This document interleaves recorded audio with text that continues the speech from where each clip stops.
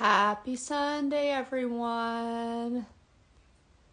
Hope everybody's having a good week. This morning, like we are every Sunday morning, this week talking about relocations. So, good morning. I'm not even awake yet. No, the time change snuck up on me. I figured it out around midnight last night and was like, oh, so that's gonna happen. And I'm still in pajamas and on my couch because You just live there.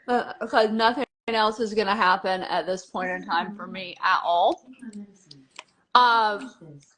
But you and I had very busy week this week. Yeah.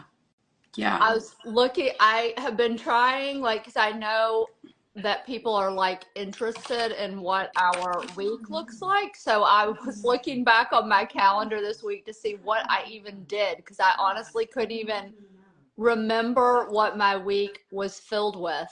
And I, again, was in mediation for 4 days this week and in trial for 1 day. So it was like 2 weeks in a row of the same exact thing. And you and I had a really lovely time on Friday together, staying in mediation for 13 hours. 13-hour mediation. I still haven't even recovered.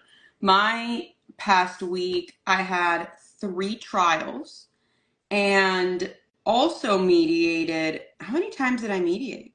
I mediated at least once. 3 trials, our Friday mediation, but then I had another mediation. That's what my whole past week has been with. I know it's been really crazy busy like the last 2 or 3 weeks, but I feel like it kind of happens that way for some reason. Like there'll be a little bit of like slower downtime and then it picks back up in terms of like mediation and litigation. Yeah. But and it's funny because like you don't think about when you own a law firm, when you're an attorney and you own the firm, that you don't just have like mediation and court appearances. Like I think that's what people think your life looks like, but in fact, like the mediations and court appearances and hearings and stuff, like they take away from this whole other big chunk of our job, which is like to actually manage clients' cases and get them to move along. And so it's so hard when you have these weeks and then you're like trying to fit in how to email and call people and update them and plan and plot and other things in between it all. Yeah. So it's a lot. Crazy busy. But one of the things that you had, it was actually not this week, it was last week, but it's what kind of sparked me to think about doing this today, was relocations. And before I even say anything, like, let me try while we are on live on Instagram not to get in arguments on our Instagram page. But that is about what is happening right now, because yet another time I have this person saying repeatedly that child support is like fraud by the state, that it's state sanctioned, stealing, that the state is taking the money. And I'm like, I again, just confused people. When you pay child support, just so you guys know, the state is not getting a dollar of your money. It's going to the other parent. I promise you, if the state's taking anything, there's a little teeny tiny $5 administrative fee if they're doing things through the depository. Otherwise, the money goes from one parent to another parent. I'm just saying, you guys, I'm going to let it go at that. But just so you're aware, that is really actually the truth. And I happen to be in Florida, but that would be true if I was in 49 other states too. Yeah. Because that's just not what child support is. Nonetheless, back to relocations. Sorry, I was getting comments popping up again on my screen from this person who is adamant that child support's going to the state. Relocation. So you had a relocation trial 2 weeks ago, and I mentioned it last, Yeah. It was like 10 days ago. Yeah, last weekend. And I mentioned it last weekend, and I was thinking, relocations for certain are like the hardest thing that we deal with in family law.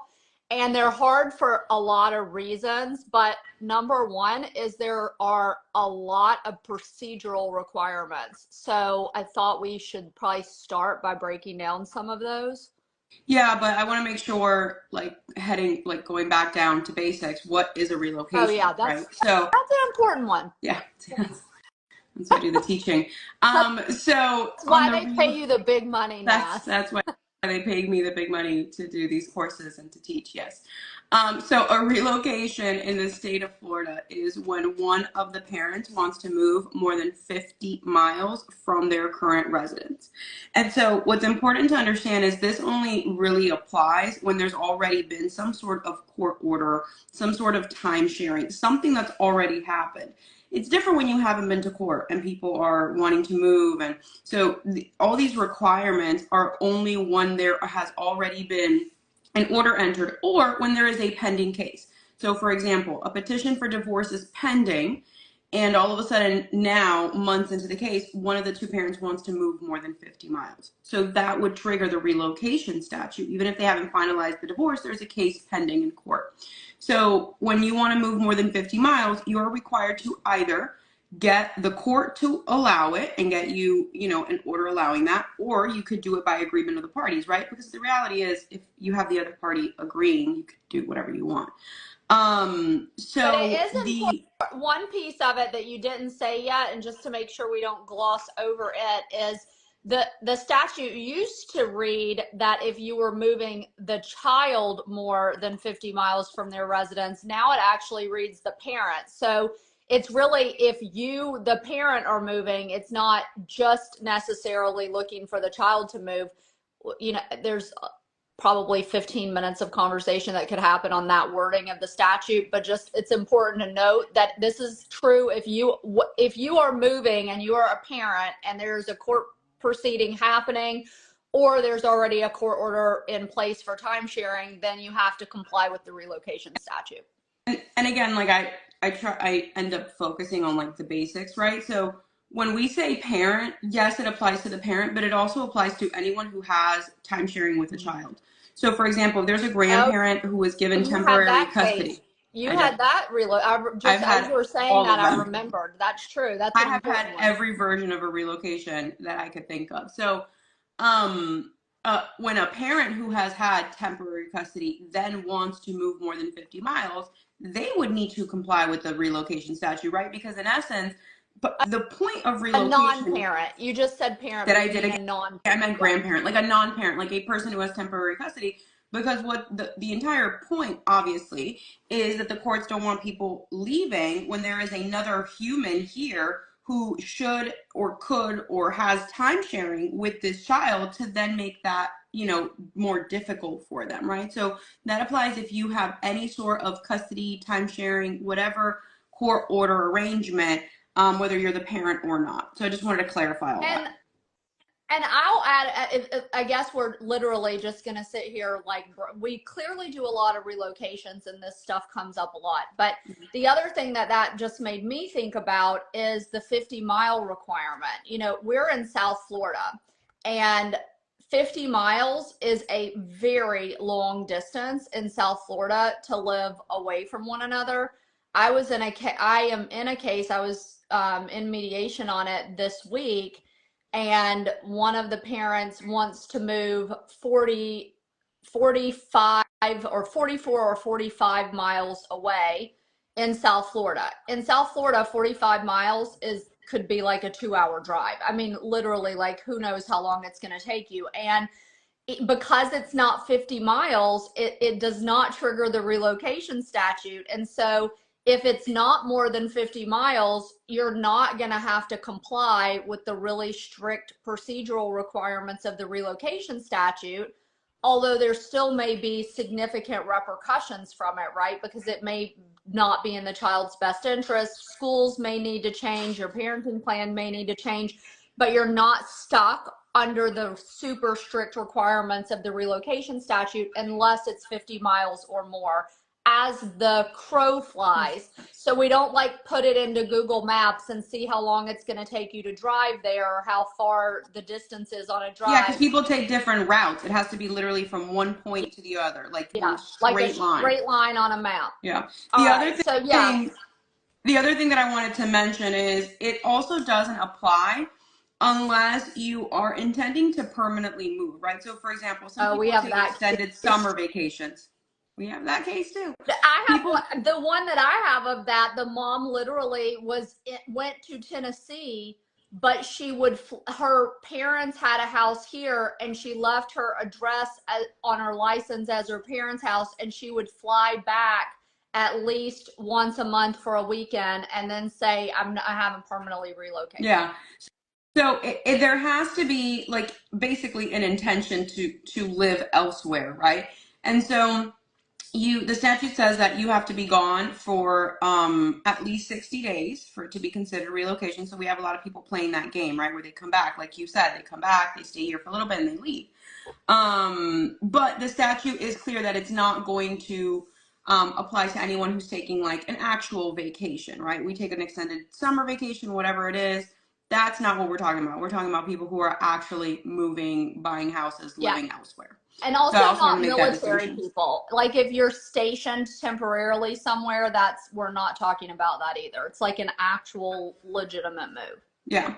So, in terms of the logistics, you have to file a petition to relocate. You have to serve the other parent, and you have to then there has to be a response within 20 days.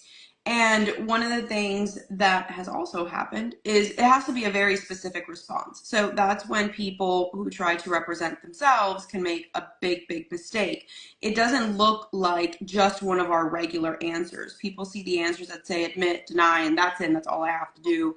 Or I just have to, submit some paper to the court. The statute's very specific on how you need to object, right? And it's just not an answer. You have to object properly in order to prevent a relocation from occurring. Right. You can't just say the petition, no, right? Like you can't just you can't be like, no, thanks. No, I don't agree. No, there has to be like specific language. There has to be, certain things in order to object properly. But at the same time, the petition has to be done properly, right? You need a proposed parenting plan. There's lots of things that on both sides have to be done correctly because, again, the courts take this very seriously. You just can't come in and just file anything.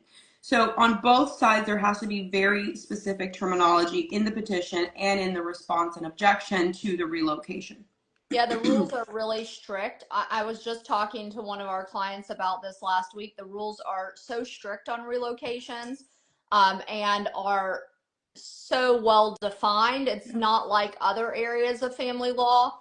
And what Naz was saying about filing your answer and a specific objection, if you don't do that, if the time has come for you to do that and you don't do that, then there is a provision of the statute that says the court shall grant the relocation unless there's like good cause not to. And the way that that's interpreted is like the overwhelming majority of time, if you don't object, if someone asks for a relocation properly, notices you properly, and you do not file your objection, then the court's going to enter an order allowing the relocation. So that's it. That's a confusing piece of it on some level, but it's part of like how strict the requirements are under the statute for relocation. So the other thing that I wanted to make note is a lot of times when someone's asking for a relocation, it involves some sort of employment, right? So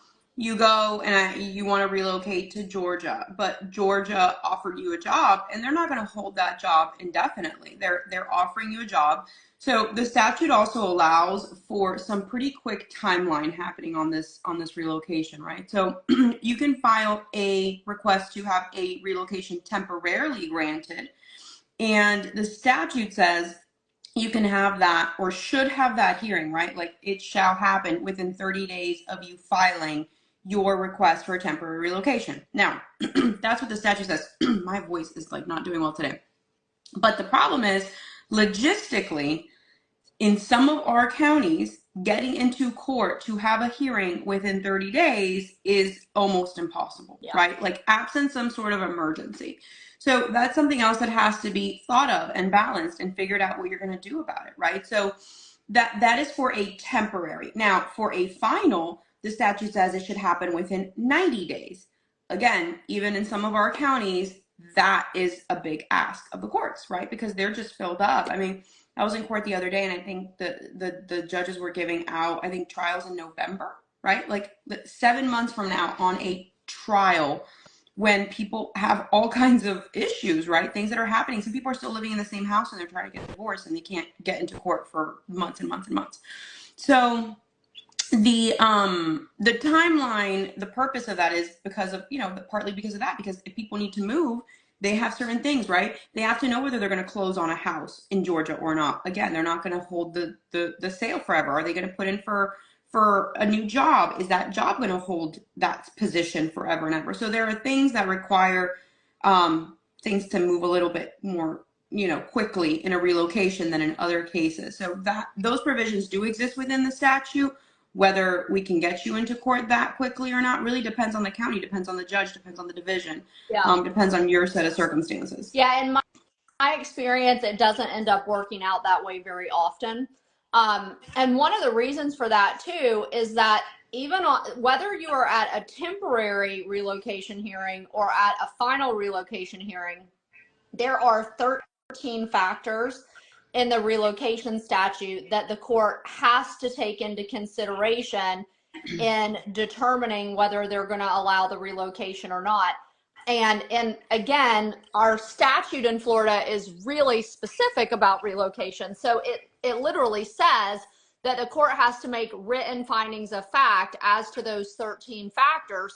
And it takes time to go through 13 different factors and prove to a court that the move is in the best interest of the child. If you're successful in proving that the move is in the best interest of the child, then the other side then has an opportunity to prove that it would be detrimental to the child. So even though it's a temporary hearing, these are not quick hearings, and it's really hard to find time on a judge's calendar for anything that is significantly lengthy. Yeah, and a lot of people think that they can go into court and say, for example, I get these calls all the time. Well, it's too expensive to live in South Florida. Oh, yeah. I mean, constantly, and it's cheaper elsewhere. Well, we all know that, right? Like every single human being and the judge know how expensive it is to live in South Florida. But unfortunately, that in and of itself is not going to be the reason that you walk into court and get a relocation. You have to have all these other factors in your favor, and there has to be a good reason, right? Like the courts take very seriously this relocation because they know it's going to impact the time sharing of the other person, of the other parent. It's going to be a big deal. So some of these factors, obviously, like financial considerations is one of the factors. We get that. If the kids are older, sometimes their preferences can be taken into account. But then a lot of people think, oh, my child wants to live with me in Boston, so that's enough. No, again, it's one factor. One of the biggest factors I tell people that they have to be very mindful of, and you have to do like with some, it really has to be thought out. The judges want to see that the parent who's moving is going to facilitate a relationship with the parent who is staying. And that is big. That is not just saying, sure, like that's fine, they can talk on the phone, or no, you have to really, really work something out so that that relationship is not impacted. So sometimes I've told clients, look, for you to win this relocation, you're going to have to offer more time than the parent already has. They're going to have the whole summer. Whereas before, you split the summer with them, or you had most of the summer. These are things that you have to do and go above and beyond. Another thing that has happened is the client who's moving has also offered to pay for all the travel expenses associated with it, right? Because they don't want to burden the person who's not moving with the move. They're not the ones moving. Why should they pay for anything? But it is important to say about that piece that the statute says that the travel costs can be allocated between the parents, and that you can take that into consideration in child support, which is interesting because we don't normally have the things that alter child support, but with relocation travel costs, we can do that. Yeah. So everything else is really along the lines of why are you moving? What are you going to do when you move? What's the time sharing going to be? What's the other parent going to have, right? And how it's going to affect the child, right? Because unfortunately, the impact it could have on a younger child would be different than it can have on an older child, or even from one child to another. There are a lot of considerations, and again, that ties into what's in the kid's best interest. Is this child going to be affected negatively for this move? Yeah. What ties do they have here to the community? Some kids have doctors and therapists and all kinds of things and wouldn't adjust well to a move that big. So those are all things that you have to be able to present to the court and prove, if you want to relocate, that it would be in the best interest of the child. Another point that I want to go back to about it's too expensive here, I need to leave because it's too expensive to live here. So most of the time we talk about child support not really having an impact on time sharing, or not really having an impact on your parenting rights. But this is one of those places where it's a little bit different, because the relocation statute actually specifically takes into consideration if a parent is behind on child support obligations that are court ordered. So if you are a parent who receives child support and the other person is not paying you the support that's been court ordered and is behind and is not keeping up with their obligation, and you're looking to move because it's cheaper to live somewhere else, you have other living or work opportunities somewhere else, that is going to work in your favor in a relocation, because the other parent's not complying with their court duty to pay the child support. And it also applies for alimony also, by the way. Like the statute says, child support, marital support, all of that. So any financial obligation that person has would be a factor. Also paying like marital debt, like if you're post-divorce. So all of those financial obligations, that person has to be up to date on, and if not, then it goes in your favor. The other factor, which isn't as commonly used, but I actually did have a very, very difficult relocation case with this factor, is in terms of any sort of history of substance abuse or prior domestic violence. So if the person who's trying to leave is able to prove that the parent who is staying has a serious drug or alcohol issue, or has caused domestic violence, or there's a pending injunction, those are things that you are allowed to enter into evidence, and it's literally one of the factors that can be considered in granting the relocation. I had a case years and years ago where it was so sad. Mom had dad was in prison, and he was in prison because of violence. And as a result of that, he was also the primary breadwinner. So there's mom without a job, hasn't worked, literally loses the place where they're living, loses her car, gets repossessed, like literally has nothing, and has nowhere to go but California, where her parents are. And so it was a very heavy hearing because of all the emotional factors and all these things that dad had done and all that. But obviously it was granted, and mom was allowed to go. I mean, dad's literally sitting in prison, not paying her anything because he's in prison, and there's this horrible history of like domestic violence and all that. So again, it really depends on each situation which one of the factors may be, more focused on at the hearing. But you really have to touch on all of them, because at the end of the day, it still has to be in the child's best interest. Yeah, I mean, at the end of the day, again, relocations are so specific and they're so fact specific that it's hard to sort of give a general, like, this is what you need to win kind of thing. Having said that, there are certain things that I think are going to seriously set you up for success on a case more likely than on another case. Like, if the other parent doesn't have substantial time sharing already, or isn't using their time sharing, if you have a job offer somewhere else, if you got married and you've been married for a while, have other children, and your spouse is getting relocated, there are some other, factors like that that I think can kind of seal it in better for you. But these cases are hard. They are hard to win. Judges don't like making these kinds of decisions, and you know, we talk on here a lot about do it yourself and helping people do it yourself. This relocations are not a thing you do it yourself on. I mean, obviously, if you have no option, we'd be happy to coach you through it to the best of our ability. But there's certain things that you just need to have a lawyer for, and relocations is definitely one of them, because it is, again, like, you can't emphasize it enough. It's so procedural and so strictly procedural. It is. And, you know, one of the things that's in this statute, which also has to be said, is one of the reasons why a judge could deny a relocation is if the parent relocates before they have permission to do so.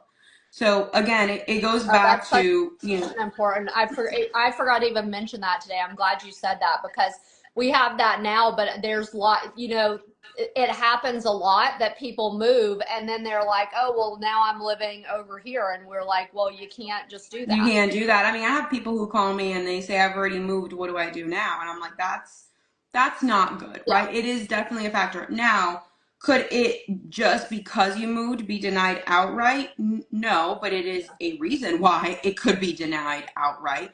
So it's definitely a factor. The other thing is, you can have the temporary relocation granted and allowed to relocate, but at the end of the day, you still have to prove at a final hearing that it's in the child's best interest. You still have to go through all your factors. You still have to be able to basically retry the whole case to determine whether or not it is appropriate for the child to be part of this relocation. And the fact that you were allowed to temporarily relocate in and of itself is not going to just get you a final relocation. No, you have to go through it all over again. I have never had it happen in all of the years and all the relocations I've done. I've never had it happen that I won at a temporary hearing and then lost at a final hearing. But it's ostensibly possible that that could happen. And then you're packed up and moved, and now you're gone and you're moved, and the judge at the final's like, yeah, no, it's not in the child's best interest. And then what? Like, you're either quitting your job, selling your house, and moving back so that you're not away from your child, or the child is primarily going to stay here. Yeah, and I can tell you, I can very clearly see why that would happen, because one of the factors that I think the judges like really prioritize is if you're going to facilitate a relationship between the child and the non-moving parent, right? So if you move, let's say you move to Tennessee and you got your temporary relocation and 6 months go by and you have not facilitated time sharing, you have not allowed phone calls, you are not bringing the child, you're not following the court order on your temporary relocation. If that happens, you better believe a judge is going to say, no, you've got to actually come back. You have to come back. This is not you know, and then it's sad, because the point is you need to make sure that the parent who's here still has a relationship with the child, a meaningful one, not just like a phone call a week. It has to be a meaningful relationship similar to what they had before you relocated. Yeah.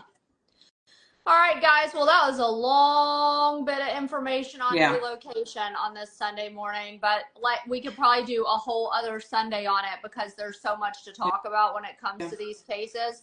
If you guys have questions specifically about relocations, send us a DM, and I'll try to do a video and answer them for you. And we'll see everybody next Sunday. Happy Sunday. Bye.